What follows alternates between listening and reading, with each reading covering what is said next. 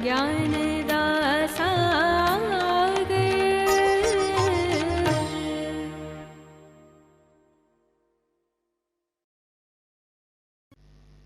ਦੁਸ਼ਮਣਾਂ ਦੀ ਫੌਜ ਜਦ ਬਦਰ ਦੀ ਲੜਾਈ ਦੇ ਚੋਂ ਨਸੇ ਮੁਹੰਮਦ ਸਾਹਿਬ ਤੇ ਦੁਸ਼ਮਣ ਪਿੱਛਾ ਪੈ ਕਰਦੇ ਲੱਭਦੇ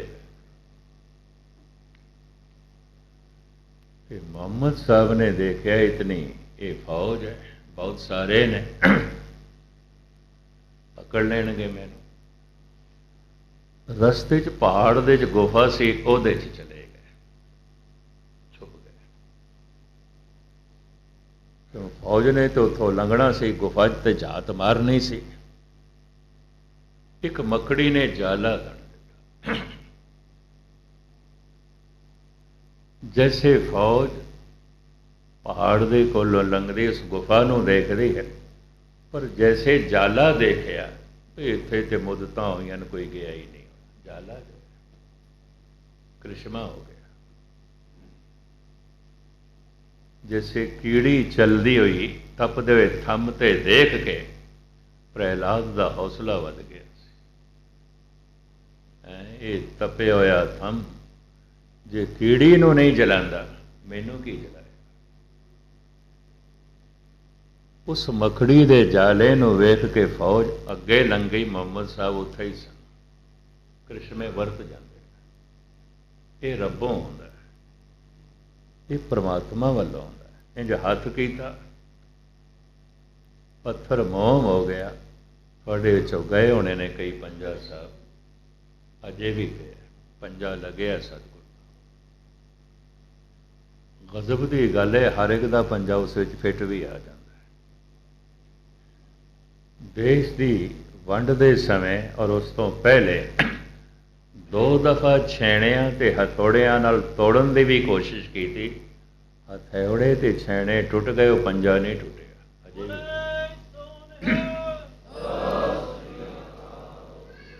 ਦਾਸ ਪਿੱਛੋਂ ਜਿਸ ਇਲਾਕੇ ਤੋਂ ਆਇਆ, ਉੱਥੋਂ ਕੋਈ 150-200 ਮੀਲ ਪੈਂਦਾ ਸੀ ਪੰਜਾ ਸਾਹਿਬ। ਅਕਸਰ ਸਕੂਲ ਦੇ ਜਦ ਗਰਮੀਆਂ ਦੀ ਛੁੱਟੀਆਂ ਹੁੰਦੀਆਂ ਸਨ, ਚਲੇ ਜਾਂਦੇ ਸੀ ਦਰਸ਼ਨ।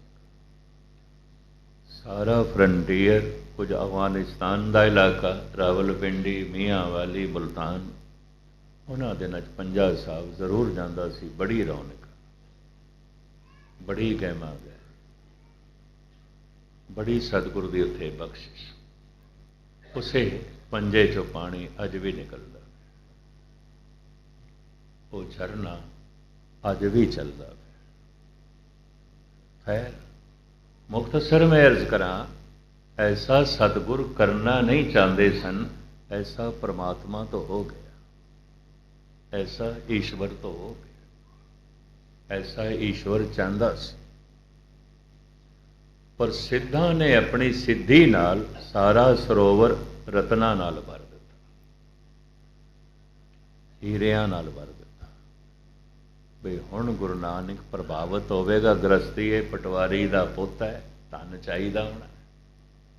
ਅਸੀਂ ਦੱਸ ਦਈਏ ਇਹਨਾਂ ਨੂੰ, ਧਨ ਤੇ ਸਾਡੀਆਂ ਅੱਖਾਂ ਦੇ ਇਸ਼ਾਰੇ ਨਾਲ ਪੱਥਰ ਹੀਰੇ ਹੋ ਜਾਂਦੇ। ਸਰੋਵਰਾਂ ਦੇ ਛੋਟੇ ਛੋਟੇ ਵੱਟੇ ਲਾਲ ਤੇ ਰਤਨ ਹੋ ਜਾਂਦੇ। ਬਾਬਾ ਆਇਆ ਪਾਣੀਏ, ਡਿਠੇ ਰਤਨ ਜਵੇ ਹਰ ਲਾਲਾ। ਫਿਰ ਆਇਆ ਸੁਣ ਨਾਥ ਜੀ, ਪਾਣੀ ਠੌਰ ਨਹੀਂ ਤਿਸ ਤਾਲਾ। ਸਤਿਗੁਰੂ ਵਾਪਸ ਆ ਗਏ ਤੇ ਖੱਪਰ ਅੱਗੋਂ ਰੱਖ ਕੇ ਕਹਿਣ ਲੱਗੇ, ਭੰਗਰ ਨਾਥ ਜੀ, ਤੁਸੀਂ ਤੇ ਕਹਿੰਦੇ ਹੋ ਜ਼ਮੀਨ ਤੇ ਬੈਠੇ ਹੋਇਆ, ਸਾਨੂੰ ਆਸਮਾਨ ਦੀ ਵੀ ਸਮਝ ਹੈ, ਦਿਖਾਈ ਦਿੰਦਾ। ਸਿਆਰਿਆਂ 'ਚ ਕੀ ਹੋ ਰਿਹਾ ਹੈ, ਤਾਰਿਆਂ 'ਚ ਕੀ ਹੋ ਰਿਹਾ ਹੈ, ਹੋਰ ਗ੍ਰਹਿ ਨਛੱਤਰਾਂ 'ਚ ਕੀ ਹੋ ਰਿਹਾ ਹੈ, ਤੁਹਾਨੂੰ ਦਿਖਾਈ ਦਿੰਦਾ। ਤੁਸੀਂ ਇਸ ਤਰ੍ਹਾਂ ਕਹਿੰਦੇ ਹੋ, ਪਰ ਤੁਹਾਨੂੰ ਤੇ ਇਹ ਵੀ ਨਹੀਂ ਦਿਖਾਈ ਦਿੰਦਾ ਸਾਹਮਣੇ ਸਰੋਵਰ ਦੇ 'ਚ ਪਾਣੀ ਨਹੀਂ ਹੈ। ਨਹੀਂ, ਉਲਟੀ ਖੇਡ ਵਰਤ ਗਈ। ਉਹਨਾਂ ਦੀ ਸੋਟੀ ਉਹਨਾਂ ਨੂੰ ਪੈ ਗਈ। ਇਹਨੂੰ ਕਹਿੰਦੇ ਨੇ ਉਸ਼ਟ ਲਸ਼ਟ ਕਾ ਅਲੰਕਾਰ। ਉਠ ਦੀ ਪਿੱਠ ਦੇ ਚੋਂ ਲੱਠ ਸੋਟੀ ਕੱਢ ਕੇ ਤੇ ਉਸੇ ਸੋਟੀ ਨਾਲ ਉਸ ਨੂੰ ਚਲਾਣਾ। ਉਹ ਸਿੱਧੀ ਜੋ ਉਹਨਾਂ ਸਿੱਧਾਂ ਨੇ ਸਾਹਮਣੇ ਰੱਖੀ ਗੁਰੂ ਨਾਨਕ ਨੇ, ਉਸੇ ਸਿੱਧੀ ਨਾਲ ਚੋਟ ਕੀਤੀ ਗੁਰੂ ਨਾਨਕ ਨੇ ਵੀ ਤੁਹਾਨੂੰ ਤਾਂ ਇਤਨਾ ਵੀ ਨਹੀਂ ਦਿਖਾਈ ਦਿੰਦਾ ਉੱਥੇ ਪਾਣੀ ਨਹੀਂ ਹੈ, ਤੁਸੀਂ ਮੈਨੂੰ ਪਾਣੀ ਲੈਣ ਵਾਸਤੇ ਤੇ ਭੇਜ ਦਿੱਤਾ। ਇੱਥੇ ਬੈਠਿਆ ਹੋਇਆ ਜਿਹਨੂੰ 200 ਗਜ਼ ਤੇ ਨਹੀਂ ਦਿਖਾਈ ਦਿੰਦਾ ਕਿ ਪਾਣੀ ਨਹੀਂ ਹੈ ਉੱਥੇ, ਉਹਨੂੰ ਆਸਮਾਨਾਂ 'ਚ ਕੀ ਖਾਕ ਦਿਖਾਈ ਦਿੰਦਾ ਹੋਵੇਗਾ। ਸ਼ਬਦ ਜਿਤੀ ਸਿੱਧ ਮੰਡਲੀ ਕੀਰਤਨ ਆਪਣਾ ਪੰਥ ਉਜਾਲਾ, ਭੱਗਰਨਾਥ ਵੀ ਪੈਰੀ ਪੈ ਗਿਆ। ਮਹਾਰਾਜ ਬੋਲੋ, ਤੁਸੀਂ ਇਤਨੇ ਸਮਰੱਥ ਹੋ, ਇਤਨੇ ਪ੍ਰਭਾਵਸ਼ਾਲੀ ਹੋ, ਸਾਨੂੰ ਨਹੀਂ ਪਤਾ। ਉਹ ਜੋ ਫਿਰ ਸਿੱਧਾਂ ਦੇ ਬਚਨ ਨੇ ਤੇ ਸਤਿਗੁਰਾਂ ਨੇ ਉਹਨੇ ਬਚਨਾਂ ਨੂੰ ਸੁਧਾਰ ਕੇ ਜੋ ਜਵਾਬ ਦਿੱਤਾ ਹੈ, ਉਹ ਸਾਰੀ ਬਾਣੀ ਧੰਨ ਗੁਰੂ ਗ੍ਰੰਥ ਸਾਹਿਬ ਜੀ ਮਹਾਰਾਜ ਦੇ ਵਿੱਚ ਹੈ। ਰਾਮ ਕੱਲੀ ਮੱਲਾ ਪਹਿਲਾ ਸਿੱਧ ਗੋਸ਼ਟ। ਸਿੱਧਾਂ ਨਾਲ ਚਰਚਾ ਕਰਨ ਤੋਂ ਪਹਿਲੇ ਮਹਾਰਾਜ ਨੇ ਪ੍ਰਭੂ ਦੇ ਅੱਗੇ ਅਰਦਾਸ ਵੀ ਕੀਤੀ ਹੈ। ਇਹ ਵੀ ਅਰਜ਼ ਕਰਦੇ, ਸਨਮੁਖ ਸਿੱਧ ਬੈਠਣ ਕੋ ਆਏ, ਨੇਚੋ ਦੇ ਵਡਿਆਈ। ਇਹ ਪ੍ਰਭੂ, ਇਹ ਬੜੇ ਬੜੇ ਸਿੱਧ ਆਏ ਨੇ ਚਰਚਾ ਕਰਨ ਲਈ, ਤੂੰ ਆਪਣੇ ਨਾਮ ਦੀ ਲੱਜਾ ਰੱਖੀ, ਤੂੰ ਆਪਣੇ ਨਾਮ ਦੀ ਲੱਜਾ ਰੱਖੀ, ਆਪਣੇ ਨਾਮ ਦੀ ਜਿੱਤ ਕਰੇ। ਨਾਨਕ ਦੀ ਜਿੱਤ ਨਹੀਂ ਚਾਹੀਦੀ, ਤੇਰੇ ਨਾਮ ਦੀ ਜਿੱਤ ਚਾਹੀਦੀ। ਸ਼ਬਦ ਜਿਤੀ ਸਿੱਧ ਮੰਡਲੀ, ਸਾਰੇ ਸਿੱਧਾਂ ਨੇ ਹਾਰ ਮੰਨ ਲਈ। ਜਿਵੇਂ ਕੋਈ ਧਨਵਾਨ ਧਨ ਦੇ 'ਚ ਰੁਕ ਗਿਆ ਤੇ ਡੁੱਬ ਗਿਆ, ਕੋਈ ਪਰਿਵਾਰ ਦੇ 'ਚ ਡੁੱਬ ਗਿਆ, ਕੋਈ ਪ੍ਰਭਤਾ ਦੇ 'ਚ ਡੁੱਬ ਗਿਆ, ਜੋਗੀ ਰਿਧੀਆਂ ਸਿੱਧੀਆਂ ਦੇ 'ਚ ਡੁੱਬ ਜਾਂਦੇ ਨੇ। ਮਨੁੱਖ ਦੀ ਸੁਰਤ ਕਿੰਨਾ ਕਿੰਨਾ ਕਾਰਨਾਂ ਕਰਕੇ ਰੁਕ ਸਕਦੀ ਹੈ। ਗੁਰੂ ਨਾਨਕ ਨੇ ਖੁਲਾਸਾ ਵੀ ਕੀਤਾ ਹੈ ਸ੍ਰੀ ਰਾਗ ਵਿੱਚ। ਪਹਿਲੇ ਧਨ ਰੋਕੇਗਾ ਮਨੁੱਖ, ਮੋਤੀ ਤਾਂ ਮੰਦਰ ਹੋਸਰੇ, ਰਤਨੀ ਤਾਂ ਹੋਏ ਜੜਾ। ਇਤਨਾ ਧਨਵਾਨ ਹੋਵੇ ਉਹਦੇ ਮਕਾਨ ਦੀਆਂ ਦੀਵਾਰਾਂ ਵਿੱਚ ਮੋਤੀ ਜੜਤ ਹੋਣ। ਲਾਲ ਕਿਲੇ ਵਿੱਚ ਮੋਤੀ ਜੜਤ ਸਨ, ਹੀਰੇ ਜੜਤ ਸਨ, ਅੰਗਰੇਜ਼ ਕੱਢ ਕੇ ਲੈ ਗਏ। ਮੁਗਲਾਂ ਨੇ ਆਪਣੇ ਮਹਿਲਾਂ 'ਚ ਹੀਰੇ ਮੋਤੀ ਦੀਵਾਰਾਂ ਨਾਲ ਜੜਤ ਕੀਤੇ ਸਨ। ਮੋਤੀ ਤਾਂ ਮੰਦਰ ਉਸਰੇ, ਰਤਨੀ ਤਾਂ ਹੋਏ ਜੜਾ। ਕੁਸਤੂਰ ਕੁੰਗੂ ਅਗਰ ਚੰਦਨ, ਲੀਪ ਆਵੇ ਚਾਓ। ਮਤ ਦੇਖ ਭੂਲਾ ਵਿਸਰੇ, ਤੇਰਾ ਚਿਤ ਨਾ ਆਵੇ। ਦੂਸਰਾ, ਧਰਤੀ ਤਾਂ ਹੀਰੇ ਲਾਲ ਜਲਤੀ, ਪੜੰਗ ਲਾਲ ਜੜਾਓ। ਮੋਹਣੀ ਮੁਖ ਮਣੀ ਸੋਹੇ, ਕਰੇ ਰੰਗ ਪਸਾਓ। ਮਤ ਦੇਖ ਭੂਲਾ ਵਿਸਰੇ, ਤੇਰਾ ਚਿਤ ਨਾ ਆਵੇ ਨਾ। ਤੀਸਰਾ, ਸੁਲਤਾਨ ਹੋਮਾ ਮੇਲ ਲਸ਼ਕਰ, ਤਖਤ ਰਾਵ ਖਾਂ ਪਾਓ ਰਾਜ ਸਦਾ। ਹੁਕਮ ਹਾਸਲ ਕਰੀ ਬੈਠਾ, ਨਾਨਕਾ ਸਭ ਵਾਓ। ਇਹ ਵੀ ਰੋਕਦਾ ਹੈ। ਸਿੱਧ ਹੋਵਾਂ ਸਿੱਧ ਲਾਈ, ਰਿੱਧ ਆਖਾਂ ਆਓ। ਗੁਪਤ ਪ੍ਰਗਟ ਹੋਏ ਬੈਸਾਂ, ਲੋਕ ਰਾਖੇ ਭਾਓ। ਮਤ ਦੇਖ ਭੂਲਾ ਵਿਸਰੇ, ਤੇਰਾ ਚਿੱਤ ਨਾ ਆਵੇ ਨਾ। ਅਗਰ ਕੋਈ ਰੁਕਿਆ ਇਹਨਾਂ ਕਰਕੇ ਰੁਕਿਆ, ਕੋਈ ਪਰਮਾਤਮਾ ਤੱਕ ਨਹੀਂ ਪਹੁੰਚ ਸਕਿਆ, ਇਹ ਨਹੀਂ ਪਹੁੰਚਣ ਦਿੰਦੇ। ਸਿੱਧਾਂ ਨੇ ਦੇਖਿਆ ਇਹ ਤੇ ਪ੍ਰਭਾਵਿਤ ਹੀ ਨਹੀਂ ਹੋਇਆ। ਇਹਦੀ ਬਿਰਤੀ ਸੰਸਾਰ ਤੋਂ, ਪਦਾਰਥਾਂ ਤੋਂ, ਰੰਗ ਤੋਂ, ਰੂਪ ਤੋਂ ਉੱਚੀ ਚਲੀ ਗਈ। ਇਹਨੂੰ ਭਰਮਾਣਾ ਬੜਾ ਔਖਾ ਹੈ। ਸਜਦਾ ਕੀਤਾ ਮਛੰਦਰ ਨਾਥ ਨੇ। ਧੰਨ ਗੁਰੂ ਅਰਜਨ ਦੇਵ ਜੀ ਮਹਾਰਾਜ ਗਾਥਾ ਦੇ ਦੂਜੇ ਸ਼ਲੋਕ ਦੇ ਵਿੱਚ ਦੱਸਦੇ ਪਏ ਨੇ, ਪਰਮਾਣੂ ਪਰਯੰਤ ਆਕਾਸ਼ੇ, ਦੀਪ ਲੋ ਸੇ ਖੰਡਣੇ। ਕੋਈ ਇਤਨੀ ਵੀ ਸਿੱਧੀ ਪ੍ਰਾਪਤ ਕਰ ਲਵੇ ਕਿ ਪਰਮਾਣੂ ਜਿਤਨਾ ਬਾਰੀਕ ਹੋ ਜਾਏ, ਖੰਡਾਂ ਬ੍ਰਹਿਮੰਡਾਂ ਦਾ ਭਰਮਣ ਕਰਕੇ ਆਵੇ। ਕਿਤਨੀ ਦੇਰ ਦੇ ਵਿੱਚ, ਕਿਤਨੀ ਦੇਰ ਦੇ ਗਛੈਣ ਨੈਣ ਭਾਰੇਣ ਨਾਨਕ। ਜਿਤਨੀ ਦੇਰ ਦੇ ਵਿੱਚ ਅੱਖ ਦੀ ਪਲਕ ਥੱਲੇ ਤੋਂ ਉੱਪਰ ਹੁੰਦੀ ਹੈ, ਇਤਨੀ ਦੇਰ ਦੇ ਵਿੱਚ ਭਰਮਣ ਕਰਕੇ ਆਵੇ। ਗਛੈਣ ਨੈਣ ਭਾਰੇਣ ਨਾਨਕ, ਬਿਨਾ ਸਾਧੂ ਨਾ ਸਿੱਧਿਆ। ਤੇ ਬਿਨਾ ਗੁਰੂ ਦੀ ਸੰਗਤ ਤੋਂ, ਬਿਨਾ ਸਤਸੰਗ ਕੀਤਿਆਂ ਆਤਮਿਕ ਸਿੱਧੀ ਨਹੀਂ ਮਿਲੇਗੀ, ਜੀਵਨ ਦੀ ਸਫਲਤਾ ਨਹੀਂ ਮਿਲੇਗੀ, ਜੀਵਨ ਦੀ ਮੁਕਤੀ ਨਹੀਂ ਮਿਲੇਗੀ। ਕੀ ਹੋਇਆ? ਸਿੱਧੀ ਮਿਲ ਗਈ। रिद्ध सिद्ध सब मोह है, नाम न वसे मना। ये भी एक मोह है। जिमें धन का मोह होंदा है, परिवार का मोह होंदा है, महल माड़ियां का मोह होंदा है, रिद्धियां सिद्धियां का भी मोह होंदा है। रुक जाते, आखिरी रुकावट ये खड़ी हो जाती है।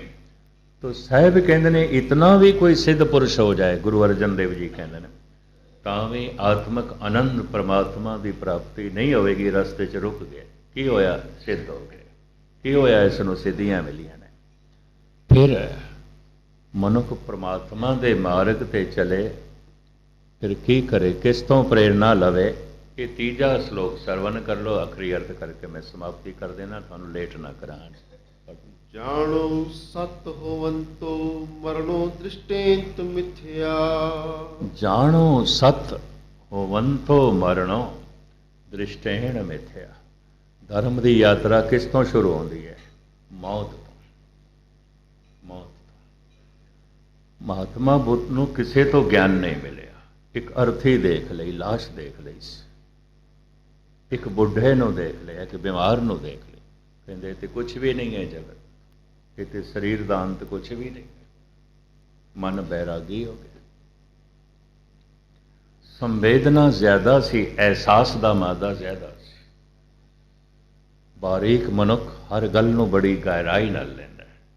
इस वास्ते साहिब कहते हार भरियो स्वामी के द्वारे दीजे बुद्ध विवेका। जिन्हों जन्म ते जीवन दिखाई देता है, तो फिर प्रबल लोभ भी चाहिए, प्रबल हंकार भी चाहिए, वासना भी बड़ी प्रबल चाहिए। पर जिन्हों हर वक्त मौत ही दिखाई देती, लोभ शांत हो जाएगा। बड़े तीर्थां दे रटन करन नाल जो हंकार नहीं मरिया, मौत दिखाई देवे, हंकार मर जाएगा। तो इस तीजे श्लोक दे गुरु अर्जन देव जी कहते जानो सत, एक गल तू सच करके जान। वो वंतो मरणो, मरना है, आउणा है। मनुख दे सारे करतब मनोरंजन ते सारी भज दौड़ मौत नूं भुलाण वास्ते, और फिर सारी जिंदगी जन्म दिन मनाई जाए ताकि मौत चेते ही ना आए। हद हो गई। जन्म दिन उते हो गया, हुण मरण दिन चेते कर। महाराज यही कह रहे हैं, जानो सत। मैं फिर अर्ज करा, धर्म की यात्रा दुख के ज्ञान तो होंदी है, परमात्मा के ज्ञान तो नहीं। वो तो बाद च मिलता है। परमात्मा का ज्ञान परमात्मा के नाल ही मिलता है, उस तो पहले नहीं मिलता। रोशनी मिल गई है जिसनों, तो समझ लेना सूरज वेख लिया उसने। ज्ञान मिल गया है तो भगवान मिल गया है। ज्ञान मिल गया है तो प्रभु मिल गया है। चानना मिल गया है तो सूरज मिल गया है। पहले मनुख परमात्मा दे ज्ञान करके परमात्मा दे मार्ग ते नहीं चलता, मौत दे ज्ञान कर मिथ्या है, कुछ भी नहीं है, जगत कुछ भी नहीं है। जब जगत तो बैरागी होवेगा तो ही परमात्मा दे मार्ग ते चलेगा। इस वास्ते सतगुरु कहते ने जानो सत, एक गल सच करके जान, मौत है। भगत कबीर रोज रोज शमशान घाट ते चले जाते। महात्मा बुद्ध भी अपने भिक्षुओं को भेजते सन। मां ने कबीर नूं डांटिया, किसी का साक सनबंदी चलाना कर जाता है, हो जाता है शमशान घाट ते, तू रोज़ चला जाता है। क्योंकि आले दुआले दे मुरदे भी बनारस दे जलाए जाते हैं, हुण भी लैन लगी होंदी है 24 घंटे। कोई 16 चितावां ने जल्दियां ही रहिंदियां। और यकीन जानो पूरा दाह संस्कार भी नहीं होंदा, लकड़ियां समेत अद्धी जली हुई लाश ब्राह्मण वो जिहड़े जलांदे ने गंगा सुट देंदे, क्योंकि दूजी लंबी लाइन लगी। कानपुर तो लाशां आउंदियां, इलाहाबाद तो आउंदियां, दिल्ली तो आउंदियां, कलकत्ते तो आउंदियां। उत्थे क्यों? कहंदे जिहड़ा जिसदा उत्थे दाह संस्कार होवे या उत्थे मर जाए, वो सीधा शिवां दी नगरी च जांदा है। बस ये मनोत है। 85 साल ਦੇ जब भगत कबीर होए ना, ढोरा डंगर समेट के चलन लगे बनारस छोड़ के। ते ब्राह्मण हुण पता की कहंदे ने, वो कबीर अपने शब्द विच कहंदे ने, सगल जन्म शिवपुरी बिताया, मरती बार मगहर उठदाया। सारी जिंदगी ते रहा बनारस दे और मरण लग्या जा रहा मगहर।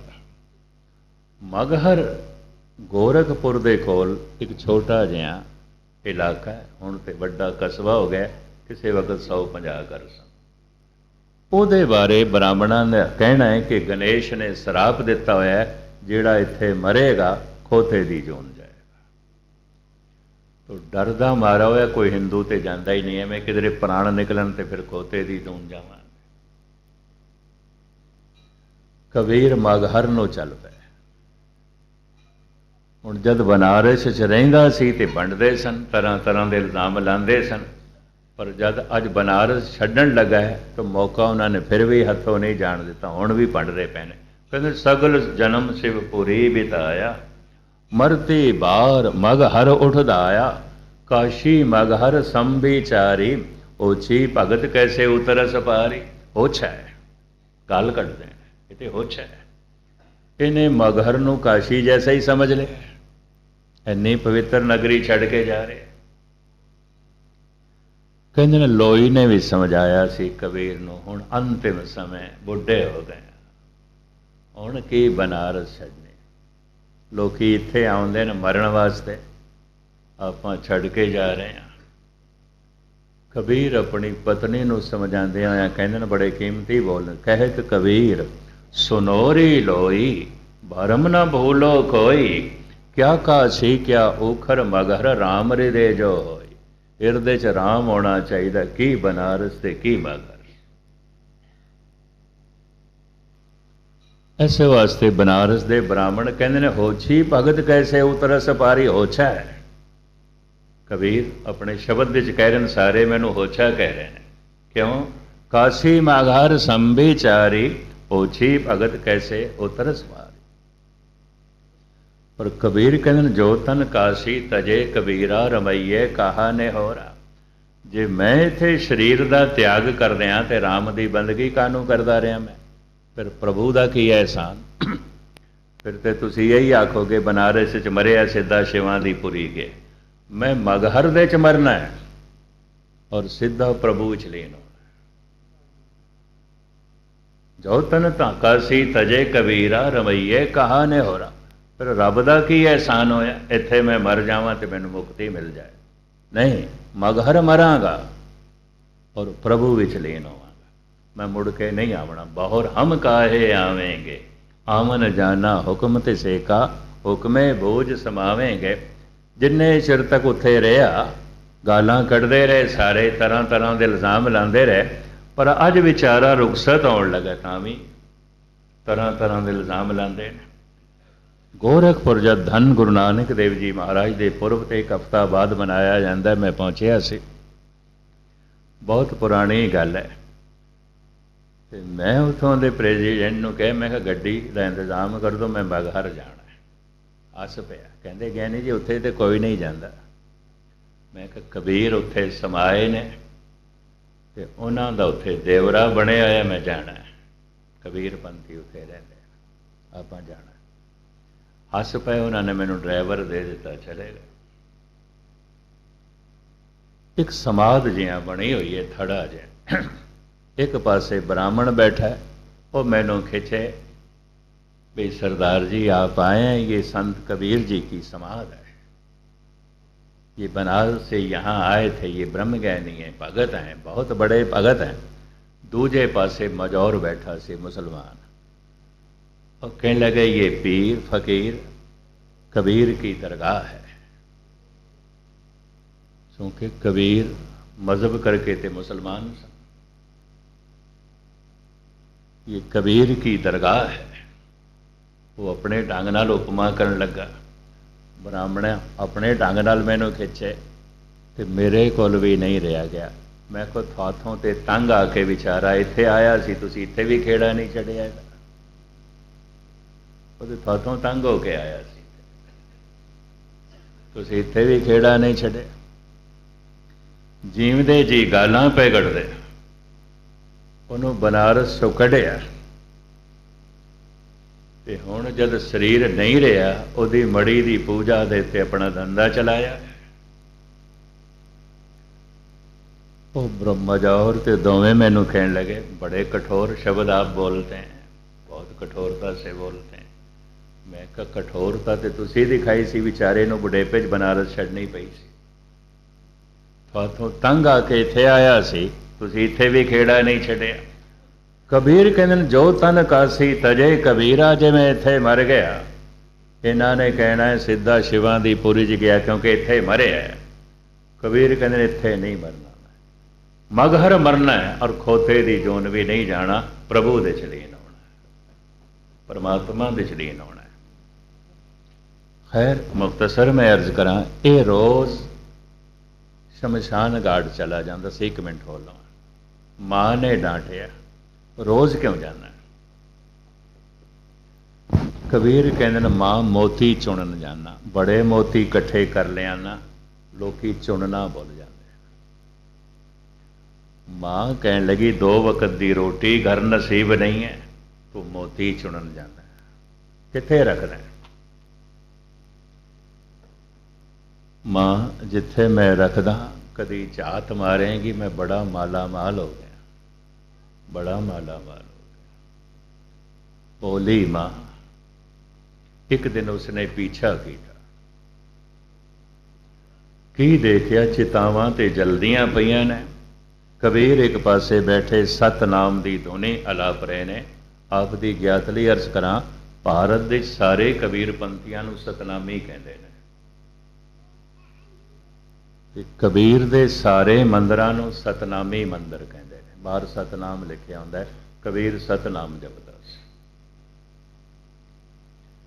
करीबन कोई 92 लाख के करीब कबीर पंथी ने, पर इन्हां नूं कबीर पंथी नहीं कहते, सतनामी कहते। इत्थे सतनामी ने, सतनाम जप, सतनाम दी धुन पै अलापन।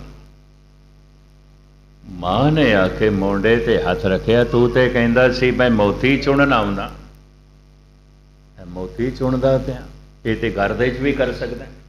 जे यही मोती है सतनाम सतनाम जपना, ये ते घर दे च भी कर सकदा है। माँ नहीं, उत्थे जीवन चेते आउंदा है, तो जीवन करके संसार चेते आउंदा है। बोल जाना इत्थे जल्दियां हुई चितावां नूं देख के मौत चेते आउंदी है। मौत चेते आउंदी है तो परमात्मा चेते आउंदा, ईश्वर चेते आउंदा। सारी जिंदगी जन्म दिन मनाने वाला मनुख एक गल ते स्पष्ट हो गई, ये रब नाल नहीं जुड़ सकते। तो गुरु अर्जन देव जी महाराज अज दे श्लोक दे च कहंदे ने, जानो सत, ये सच करके जान। जानो सत होवंतो मरणो, मरना होना है, दृष्टेन मिथ्या, जो अखां नाल दिखाई दे रहा है सब मिथ्या है और कुछ नहीं जाना, तो वाकई कुछ नहीं जाएगा। दूसरी पंक्ति श्रवण करो ते समाप्ति करिया जी। कीरत साथ चलंतो चलंथो भणंत नानक साध संगेण। कीरत साथ चलंतो भणंत नानक साध संगेण। गुरु दी संगत च बैठ के गुरु दे शब्द का जो जप किया है, सुरत शब्द नाल जोड़िए, प्रभु की कीर्ति गायन की है, बस यही नाल जाएगी और कुछ भी नाल नहीं। कीरत साथ चलन तो बढ़ंत नानक साध संगे। तो मनुख कीर्ति क्यों नहीं करता, ते मौत नूं चेते क्यों नहीं करता, ये अगले श्लोकां गुरु अर्जन देव जी महाराज दसणगे, कल थोड़े सामने रखांगे। इत्थे ही समाप्ति। पुल चुक दी क्षमा। वाहिगुरू जी का खालसा वाहिगुरू।